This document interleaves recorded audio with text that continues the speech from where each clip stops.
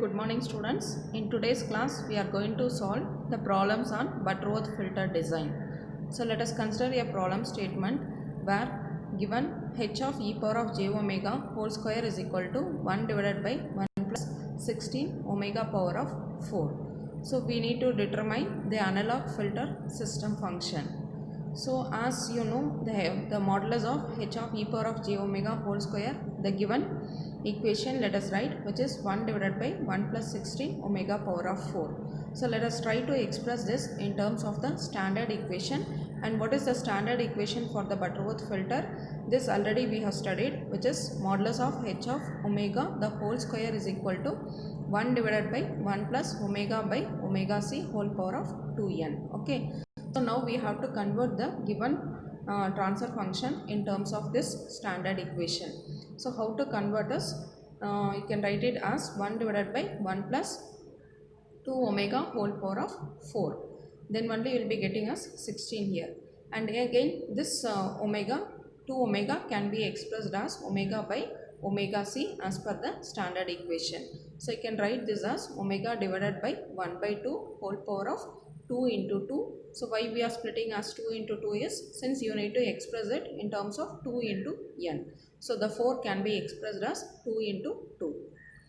And let us find out by comparing with the standard equation, we are able to calculate what is the order of the filter. Since 2 into 2 which is equal to 2n, so n we are getting as 2, that is order of the filter is 2.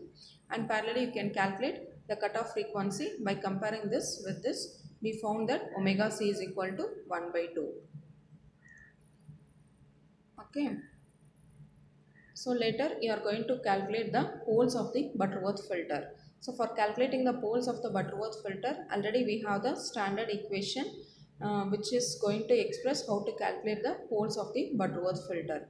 So in that we have the poles as pk is equal to plus or minus omega c into e power of j 2k plus n plus 1 into pi divided by 2n. Whereas the range of k, you know, it is 1, 2, 3 up to n minus 1. So in that what we got the order as n is equal to 2 and omega c is equal to 1 by 2. So let us substitute here for different values of k. So since n is equal to 2, 2 minus 1, it is 1. So the range of k will be 0 and 1. So let us substitute here what is the value of n and omega c along with the k values. So put k is equal to 0 first and calculate what is p0. So pk can replace with p0 which is equal to 1 by 2 e power of, so put k is equal to 0 here. So we will be getting us e power of j 3 pi divided by 4. Again you can find out the actual value of this poles. Okay. So e power of j theta, you can write it as cos theta plus j sin theta. And then simplify by substituting the values. We are getting two poles. One is minus 0.3535 plus j 0.3535 and the other pole is plus 0.3535 minus j 0.35 and 35. And then let us substitute k is equal to 1 and we'll calculate the value of p1. So let us substitute here p1 is equal to minus 1 by 2 e power of j. Instead of k we are going to put it as 1. So 2 into 1 it is 2, 2 plus 3 it is 5, 5 divided by 4. So it is p1 is equal to plus or minus 1 by 2 e power of j 5 pi by 4. So again substitute e power of j theta as cos theta plus j sin theta. And let us evaluate. We are getting the poles p1 as minus 0.3535 minus j 0.3535 and the other pole is 0.3535 plus j 0.3535. So according to this we are having 4 poles p0 and its conjugate and p1 and another conjugate. So now in this we'll calculate what are the poles which is lying only on the left of the S plane. Why? Because the left of the S plane which is going to make the filter as stable. So out of 4 poles, only 2 poles which is lying on the left hand side I have taken. So which is named as S1 is equal to minus 0.3535 plus j 0.3535 and its conjugate is this. So let me substitute here. And the other pole we have omitted. Why? Because it is lying on the right hand side. So only we are considering S1 and its conjugate S1 conjugate.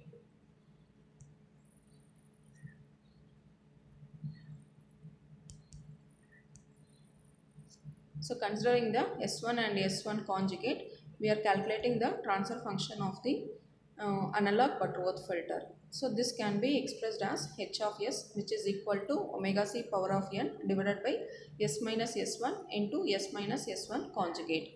So let us substitute the value of S1 and S2, then we'll simplify it. So after multiplication, we are getting the final analog filter transfer function as 0.25 whole divided by S square plus 0.707s plus 0.25.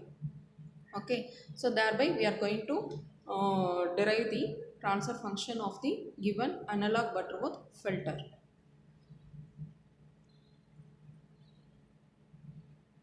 So let me continue the next problem. So we have a Butterworth low pass filter design. Okay, so problem number 4, it is a Butterworth low pass filter has to meet the following specifications. So what are the specifications they are given is gain Kp is equal to minus 1 dB at omega p is equal to 4 radian per second, and stop band attenuation is greater than or equal to 20 dB at omega s is equal to 8 radian per second. So what you need to calculate is you have to determine the transfer function HA of S of the Butterworth filter to meet the above specifications.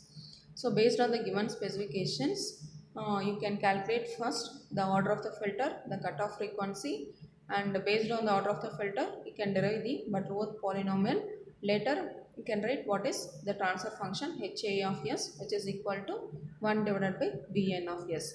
So this is the procedure. So let us solve the problem. So the solution is, first write down what is the attenuation and the gain they have given. So the gain is given as 1 dB and the passband H frequency it is given as 4 radian per second. And similarly the stop band attenuation is given as 20 dB and the corresponding H frequency they are mentioned in the problem statement 8 radian per second. So now the thing is, the first step is to calculate the order of the filter. As you know the order of the filter, you have the formula n is equal to log of 10 power of minus 0.as minus 1 divided by 10 power of 0.1 ap minus 1 divided by log of omega p by omega s. So in this we will substitute the value of omega p, ap, as and then delta p and delta s, and we are able to calculate the value of n. So we are getting the value as 4.289. So this can be approximated to 5. Since the filter is going to be an integer, I am approximating it to the next largest integer as 5. So the order of the filter is taken as 5. And first we will be designing a normalized low pass filter. So for any normalized low pass filter, you have to take the cutoff frequency as 1 radian per second. So let us calculate the cutoff frequency of the normalized low pass filter. Then by applying the transformation, we'll convert that low pass into the other low pass. Okay. So we have the cutoff frequency expression as 1 by 2 omega p divided by 10 power of 0.1 ap minus 1 whole power of 1 by 2n plus omega s divided by 10 power of 0.1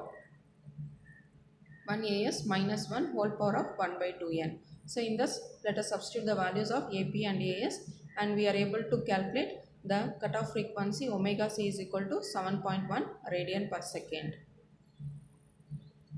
So next, let us calculate the location of the poles.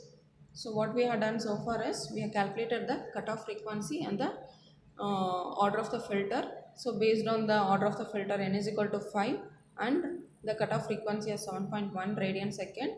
Now let us find out the poles.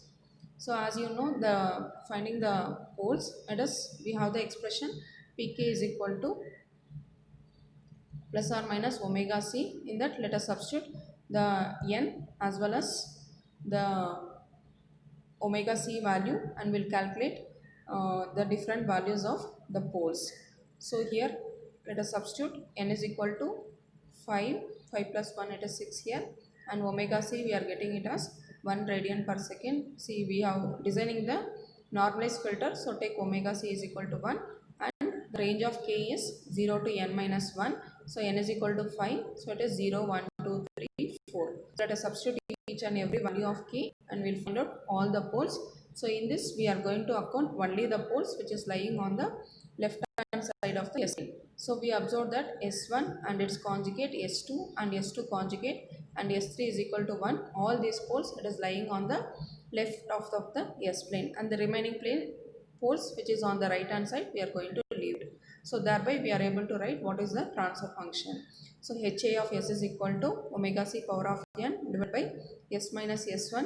So we got 4 poles, so it's S minus S1 into S minus S1 conjugate into S minus S2 into S minus S2 conjugate, and the fifth pole is S minus S3. So let us substitute all the values of S1, S2, S3 and S1 conjugate, S2 conjugate, and then we'll just multiply and simplify it. So the final step at us, HA of S is equal to 1 divided by S power of 5 plus 3.236 S power of 4 plus 5.236 S cube plus 5.236 S square plus 3.236 S plus 1. So this is the final transfer function we are getting for the given specifications of an Butterworth filter. Okay. So again I will repeat the procedure. So whatever the given specifications, first we will be designing a analog normalized Butterworth filter. So for that you need to calculate the value of n, and then the omega c. Based on that we can calculate the poles. So once the poles are calculated, we have to check what are the poles which are lying on the left hand side and what are the poles which is lying on the right hand side. So in that let us consider only the poles which is lying on the left hand side. So those poles will make the transfer function as stable, that is the filter will be stable only if you are going to consider the poles which is lying on the left hand side of the S plane. So based on that we'll take the poles as, we have represented the poles which is lying on the left hand side as S1, S1 conjugate, S2, S2 conjugate and S3 here. So with that we are writing the transfer function, then just simplify it to get this final form. Okay. Okay, this is about the problems based on the Butterworth filter. So let us continue in the next video. Thank you.